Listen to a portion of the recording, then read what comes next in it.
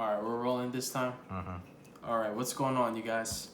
It's your boy 3 Stacks in this thing, baby, representing Team Kings of Games. And today we went ahead and I piloted my Orcus deck again today, and I went undefeated. It's just out of locals though, so it's not like the greatest achievement in the world. But I was testing a new variant, not like a new variant, but I was testing it after I modified my main deck. I tweaked out some ratios, and then I also put a bigger emphasis on the ability to play through interruptions. So I incorporated a couple of techs that can get me out of pinches and minuscule niche interactions that would help me to like play through more and still end on the same boards, but a little bit stronger because the cards that I'm playing in my main deck now actually give me more flexibility in the terms of how often I can get to the combo, and gives me different routes, if it makes sense. So like I can go this direction, and this direction, but they're all gonna lead to the same place, if it makes sense.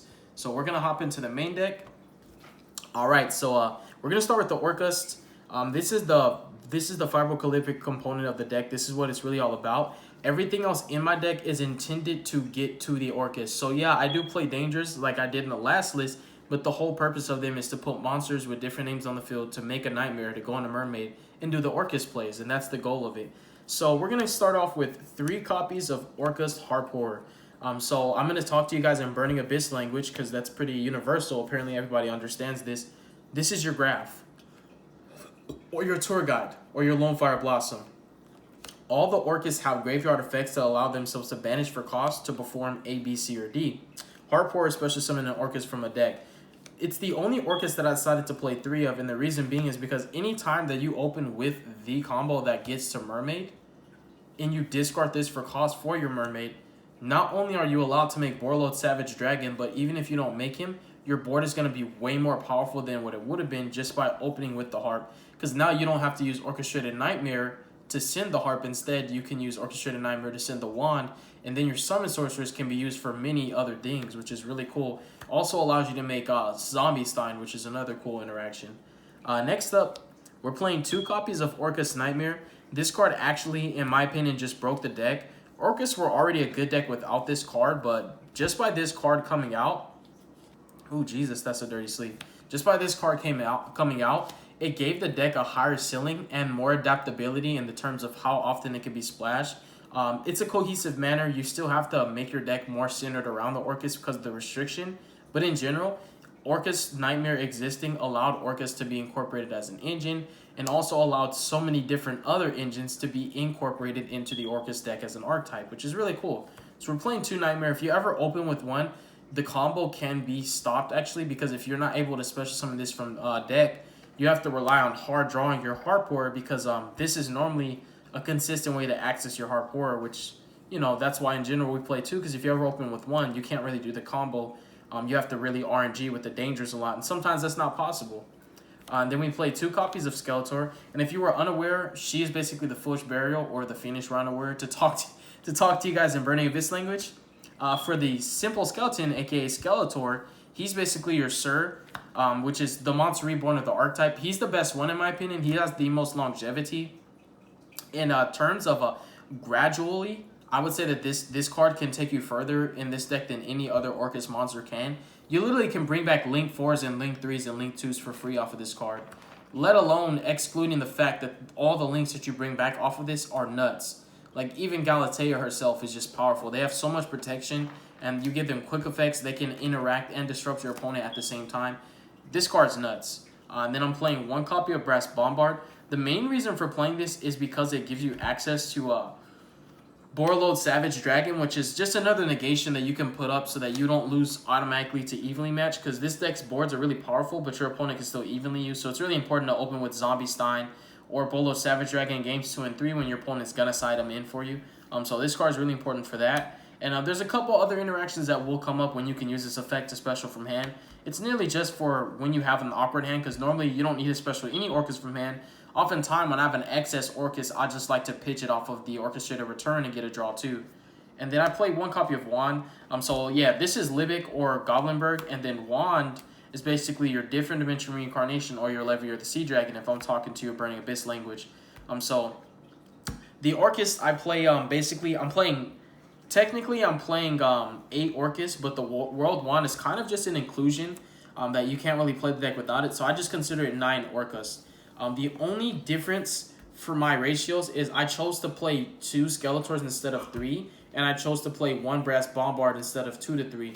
So the amount of Orcus that I can bump up to maximize, I could play 9 versus the 7, but I find that the 7 is really, 9 versus the 8, but I just find that the 8 really works out for me perfectly. It's still an Orcus deck, contrary to, what people would say. Next up, moving into the 1-card starter enablers, we're playing 3 copies of Ibli. Ibli is the best 1-card combo in the deck. Not only is she the most flexible of all of them, but she's the beneficial accrutement of the archetype because she allows you to chain block. And just by resolving a mermaid, giving your opponent Ibli, I can explain to you the myriad of different things that this counters. It stops your opponent from resolving a gamma. It stops your opponent from actually activating Ash Blossom on your mermaid. Once this is on your opponent's field, they can't use impermanence anymore for the rest of the turn because they control a card. In addition to that, just by giving your opponent this, Dangers really struggle because they won't be able to special. They'll have to have a mermaid or find a way to normal summon and then link off. Sky Strikers really struggle, especially if you're going second, just giving them an Ibli.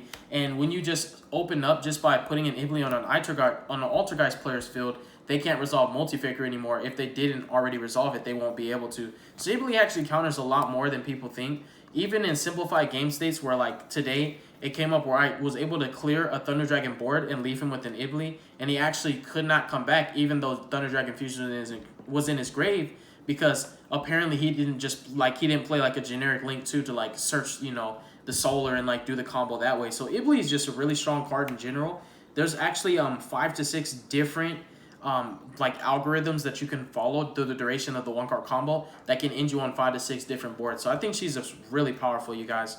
Then we have 1 Armageddon Knight and 1 Dark Grepher. These are also enablers for your 1-card combos, but these give you a little bit more flex, and I guess you can say how thorough the combo is can be a lot more straight to the point.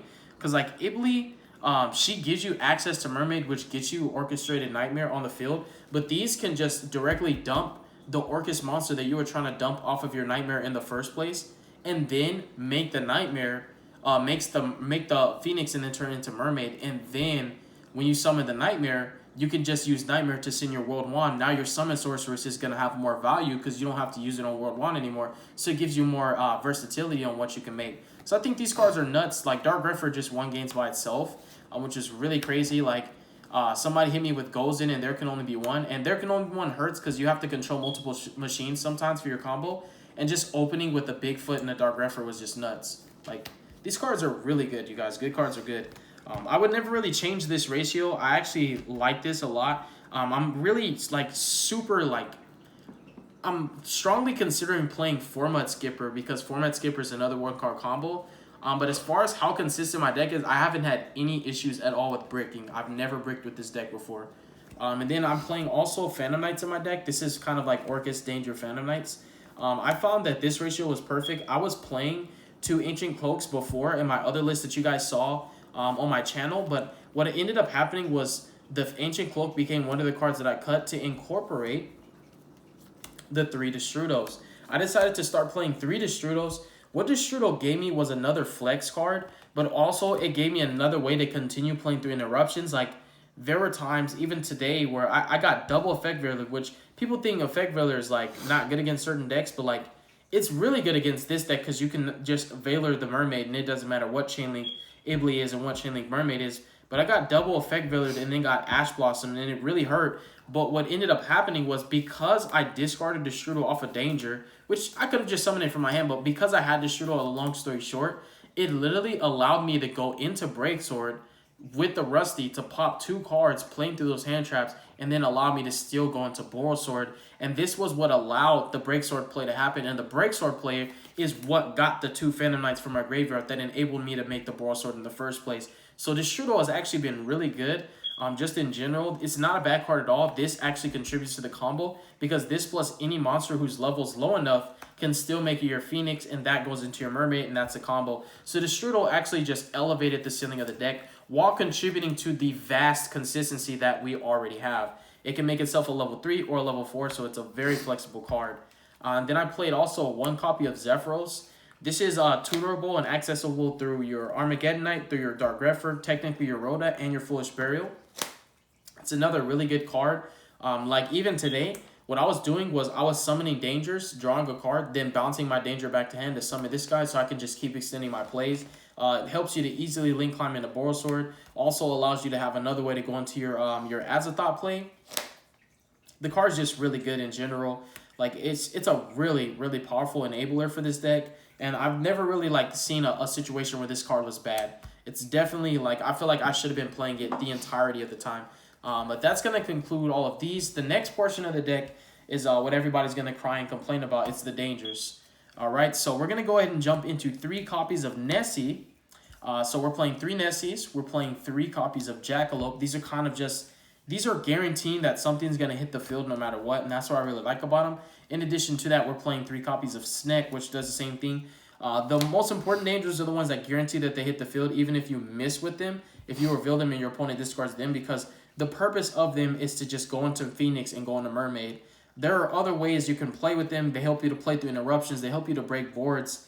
They really help you to have spot removal as well. Just Bigfoot and Thunderbird are just really strong cards, and just enabling more plays. Sometimes you can just make Rusty, like there are times when my Nightmare Mermaid got Veilered, and then I used the dangers to just make Rusty, and that still got me into Azathoth. So it was like I had a backup win condition just because I was playing the dangers. Like the Orcus, I couldn't get them out because the Mermaid got Veilered.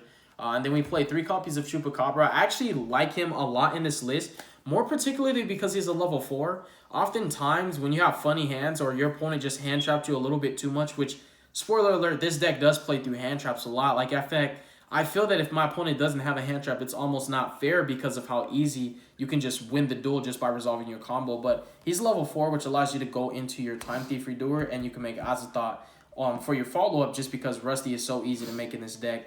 And also, the fact that the danger he summons isn't in defense, you could just OTK a lot with it. 3 copies of Mothman. Mothman is just nuts, you guys. And then 3 copies of Bigfoot. This card saved my life a lot. Like, in fact, today specifically, in the Draco matchup, and also in the Salamangreat matchup that I had today, this card saved my life. Like, for the Salamangreat matchup, it was nuts. Like, I knew that I specifically would have to be able to bait the counter trap.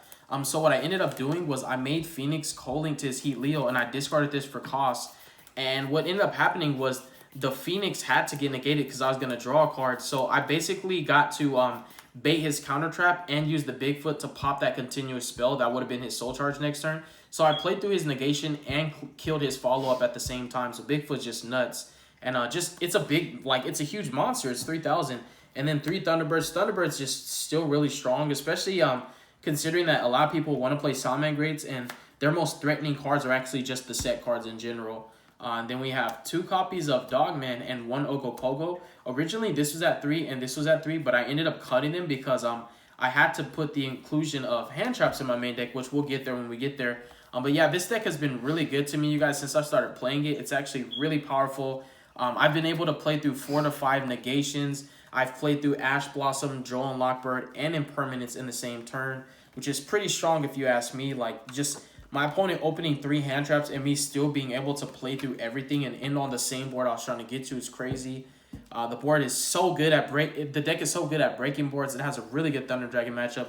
I haven't really had bad experiences with this deck where I'm like, dang, like, this really sucks. Like, people are still worried about everything but Orcus. Like, this deck is kind of under the radar, but it is popular as an engine right now. So I decided to put Ash Blossom and Joy Spring into my main deck because it was more or less, I knew that my deck struggled against Azathoth, and it became clearly transparent when I was playing against Pankratops, and I realized, like, whoever won the dice roll virtually won the duel because game 1 was basically being relinquished to my opponent due to the fact that I didn't play a way to stop Azathoth, and that was a real problem because Azathoth's really popular, and a lot of people are playing ways to just turbo out Azathoth. So I felt that Ash Blossom just needed to be in my main deck because I just absolutely did not want to lose a dice roll, and that resulted in me losing the game. Any other deck that's not putting up Azathoth, I can kill them regardless of what board they make. I've broken some of the craziest boards, like when I say like 4 negations. Like, I've done it, dude. Like, I've done it multiple times. I've done it enough for me to say that this deck is built and tailored to play through interruptions. Like, he was sits on Pancratops. Like, he knows how good Orcus are. Like, this deck is crazy, you guys. Like, losing dice rolls doesn't matter as long as they don't Azathoth you. Now for spells, we have 3 copies of Allure of Darkness. You mean 1 copy? Yeah, 1 copy. Yeah. And then we have Orchestrated Babel. This card's really important. In fact, it's kind of just like, it's a strength of the deck that really makes a huge difference. And oftentimes, if you're not getting this to your field, there's a lot less that you can do. And it's really because you're summoning link monsters that get effects by you either getting them linked, which would be like your Orcus links, or also the Topologics, which actually trigger on your opponent's turn, which is insane. And you can make so many more disruptions just by having this up, because by having this up, you instantly make your Orcustrion and your Longritsu both become live, because like the banishing you do, all the effects are once per turn, but you can banish as many as you want on your turn. Then if you have this on your opponent's turn, you can banish the other Orcus that you have in your grave, and that sets you up to do Orcustrion and Longritsu in the same turn, and it still triggers your Topologics, which is nuts. It's just a really strong field spell in general. Never really had a bad experience with it. And then 1 Orchestrated Return. I found that this was a perfect one of. I wasn't really having issues with needing more of it. I felt that the draw power that I needed, I got a lot of that from the dangers already in the deck.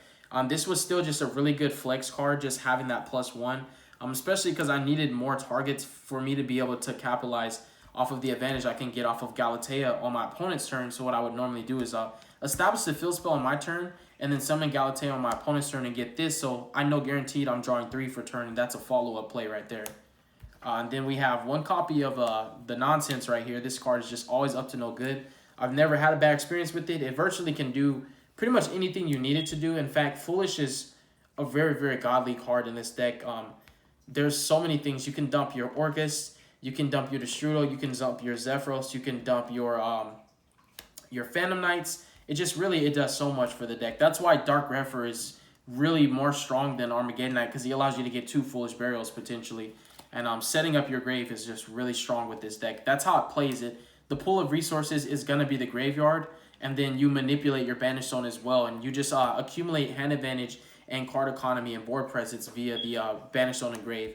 Then we have 1 Rhoda to search out your Refer or your Armageddon Knight. Technically, this makes it to where you play 6 1-card combos, being the 3 Iblis and then the Arma, the Greffer, and this. So you play 6 1-card combos. And then everything else outside of those 6 1-card combos is all just like RNGing with dangers, revealing Destrudo and special summoning it, and stuff like that. But I've never really bricked with this deck at all. And then we play 1 copy of the Rank Up Magic Launch.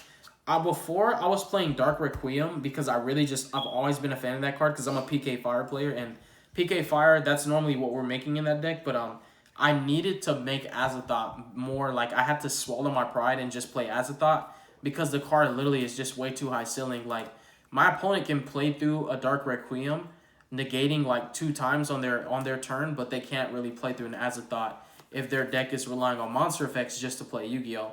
And finally, for the traps, I decided to cut Fogblade from 3 to 2, actually today after locals. So I made some modifications to my main deck after I won the locals, and made some sacrificing from taking out what I want for what I really need in the deck. And that was like a huge pill for me to swallow, because I've just always loved 3 Fogblades. I just think the card is just, it's better as an extender than it is as a disruption, and that's like just a proven fact.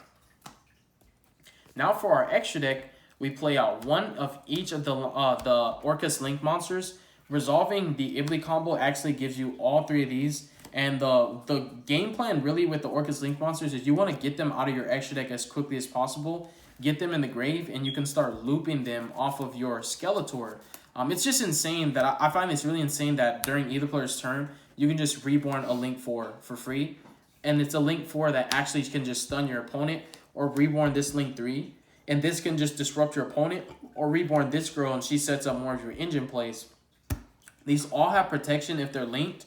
And in order to get them linked, you either make them point to something, or something can point to them. But either way, like if you have Orcustrion and a monster under it, it's linked. And it can't be destroyed by battle or card effects, which means like it's a Colossus but better. And Orcustrion and Longritsu specifically are the main reason why this deck's Thunder Dragon matchup's so easy. Because not only does Colossus and Titan do literally nothing to you, but you can get these out and you can clear their field. And Titan won't be able to pop these because they can't be destroyed by card effects. And I've done it multiple times, even today, where I've basically just Orcustrioned my opponent's board, his Summon Sorceress had his monsters linked, and our Orcustrion, I put the Orcustrion to where it would point to the one that was missing. So I kind of had it like this, where he pointed there, Summon Sorceress was right here, pointed there, and all his monsters attack and defense became 0, and then I just Boros him to death. So Orcustrion is just really strong. Longritsu having that non-targeting, non-destruction removal as a quick effect is even better. And then we have Rusty and Summon Sorceress and Trishbania for our other Link 3s of the deck. These are all really powerful. Trishbania is more or less for Ultrageist and Sky Strikers, which is a matchup that your Fog Blades can't really do much to. Your Azathoth's not going to do much to them. So it's just a lot smarter to just go for the Trishbania route. This card just really forces them to open with the out. But also, when you have Harpor in hand, when you start the combo, you can make Borreload Savage Dragon and then jump zones and put Trishbania here. And then the Borreload Savage Dragon can negate the Impermanence or the Widow Anchor for this. And then they really just lose because you banish all their back rows. And it helps in time. And then we have Bomber. It's a really easy card to make. And it's naturally just a win condition in itself. Prankitt's Battle of Butler is just a good card. And the fact that you can just do that multiple times is nuts. Raigeki's at 1, but you can play 3 on your opponent's turn. We have Borosword. Borosword was not in my extra deck before. And I'm really glad that I took out the Requiem package, because the Requiem took 2 slots on my extra deck. And by taking them out, it gave me space for the Azathoth and then this card. And this card's just nuts, you guys. Like, so many games that I could have won with my build that I showcased you guys last week with Orcus that I didn't win because of Borosword, but I had to make things harder for myself figuring out how to OTK the old-fashioned way. But Borosword just makes it really easy and simple, because it's way too easy to make this card in this deck. Then we have Phoenix and Mermaid. I'm choosing Phoenix for my Link 2 to start the combo, because I just think it's really good this format. Specific floodgates can be outed before you go into your Mermaid play, which is really nice. And it's 19 base. I play Zombie Stein because I love this card, and I think, you know, like, Danger Thunder Dragons just started playing it, but like I've played this card in Dark Lords. I've played this card in Archfiends. I mean, dude, I've played this card in every single deck that I can possibly play it in. And then Azathoth, Time Thief, Redoer, which is still nuts. Even if you don't Azathoth, Redoer is just a great card by itself. And then Breaksword, I think Breaksword absolutely has to be played. This card's so powerful in this deck. Oftentimes, the best effect is not even the popping. Like, you'll get double pops with him and Rusty, but the best effect is bringing 2 Phantom Knights from grave, so that you can just make Borosword with those, which is nuts. Or you can make Time Thief Redoer, and then you've... Like, I've done it before where, like, I broke in my opponent's board going second, and then made an Azathoth on the follow-up on their turn, where I broke their board and prevented them from reestablishing. And then we have 1 Borreload Savage Dragon. It's really easy to make in this deck. In fact, oftentimes, all you really need to do is just find a way to get access to Harpor before you summon your Nightmare, and you can make this card. Now, the side deck is 3 copies of Ghostbound Haunted Mansion. This card's even better with people just wanting to play Salamangreats. This card's really good in that matchup. It's really strong against my deck. It's really good against Thunder Dragons. It's really strong just in general this format. I think it's going to spike in price because there's so many decks coming out that this card is just insane against. It's like it can stop turns by itself now. 3 Joel and Lockbird. Joel and Lockbird is just a lingering effect that literally stops turns. I have to play it. There are certain decks that are just doing too much, like especially Guard Dragons. Like Guard Dragons and Thunder Dragons and Dangers, like oftentimes, like Droll doesn't stop Dangers, but Droll stops the broken part about the Thunder Dragons, and the Guard Dragons it just really helps you to simplify the game state, makes things a lot easier. I'd rather discard 1 Droll than have my opponent rip 2 cards out of my hand with Levianeer and Diablo. So yeah, Droll is just insane, you guys. Even against Sky Strikers, it's a pretty good card, but we don't really have a bad Sky Striker matchup. 3 Infinite Impermanence. You need to be able to chain block on that Saryuja sometimes, and it's just really important to have something that cannot be called by the grave in addition to that. 3 Evenly Matched. And what I ended up cutting was the red reboots. I took those out. So if you notice, my side deck used to be Ash, Bell, Impermanence, Reboot, and Evenlies. And after the locals today, I took out my reboots for the Lancias, and I put my Ashes in my main deck so that I can play Drolls. What I wanted to do is I wanted it to put in Droll and Lancia in my side deck without taking out the cards that I was playing, and I felt like Reboot was smart to take out because I don't really struggle against back row. But we only have 2 Lancia. I definitely am going to be playing 3. This card can counter like a myriad of different things. It counters Evenlies, it counters Call Buys, it stops the turn of Danger players, of Thunder Dragon players, and that's really the most important thing, and it's really strong against Guard Dragons because they're doing a lot of banishing, believe it or not, especially the Crusadia Guard Dragon. So I just think it's a great hand trap this format, but that's going to conclude my Orcus Danger deck profile, you guys. I wanted to keep it straight to the point. This is an update from the build that I did before. You guys definitely want to check out that build too. That one is it's really good, but I like this one better because this one has solved a lot of the issues that I felt that I had with the deck. Like, even though I did really good with my Orcus last week and I went undefeated with them, I still noticed some flaws that were really bothering me, and I wanted to perfect it and make it as good as I possibly could. But thank you guys so much for watching the video. God bless you. Make good choices. Don't hurt your brain cells. And stay tuned for future content. Peace. Bye.